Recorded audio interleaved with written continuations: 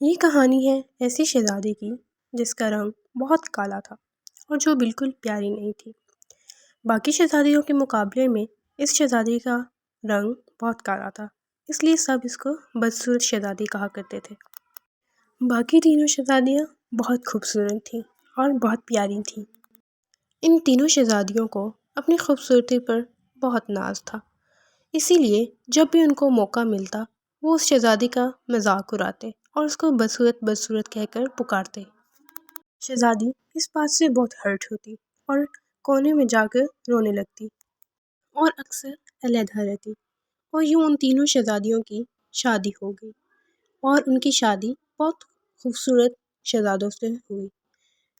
اب کالی شہزادی کو تھوڑا سکون ملا کیونکہ اب اس کا مذاق اڑانے والی چلی گئی تھی، لیکن شہزادی کی ماں اکثر پریشان رہا کرتی تھی شہزادی کو دیکھ دیکھ کر، کیونکہ شہزادی کو کوئی پسند نہیں کرتا تھا اور نہ ہی اس کے لیے کوئی رشتہ آتا تھا، اور جو رشتے آتے وہ شہزادی کو کالا دیکھ کر چلے جاتے۔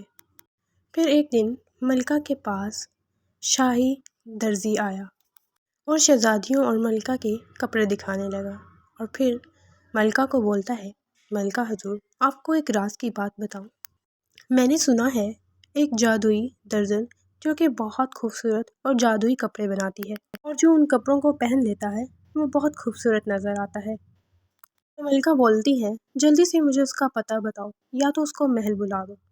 پر درزی بولتا ہے یہی تو افسوس کی بات ہے کہ اس درزن کا پتہ ہی معلوم نہیں کہ وہ کہاں سے آتی ہے۔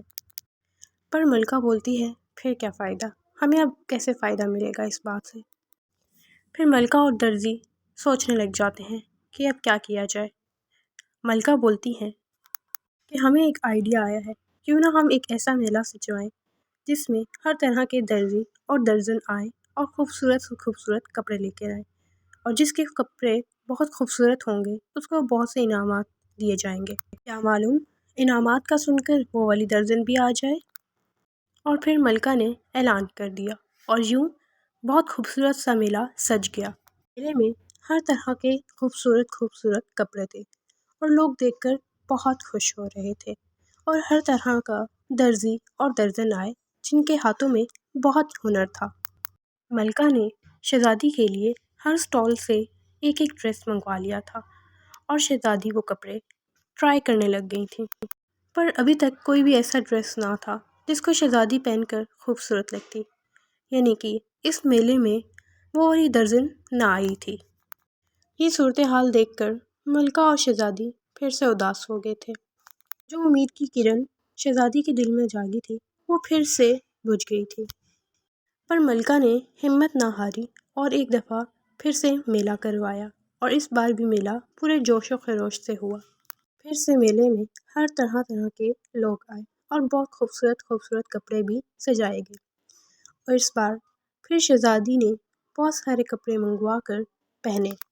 شہزادی نے بہت سارے کپڑے ٹرائی کر لیے، پر ابھی تک کوئی ڈریس ایسا نہ نکلا تھا۔ ایک آخری ڈریس شہزادی نے پہنا تو واقعی وہ ڈریس وہی نکلا، اور شہزادی وہ ڈریس پہن کر بہت خوبصورت لگنے لگ گئی۔ یہ دیکھ کر سب حیران ہو گئے۔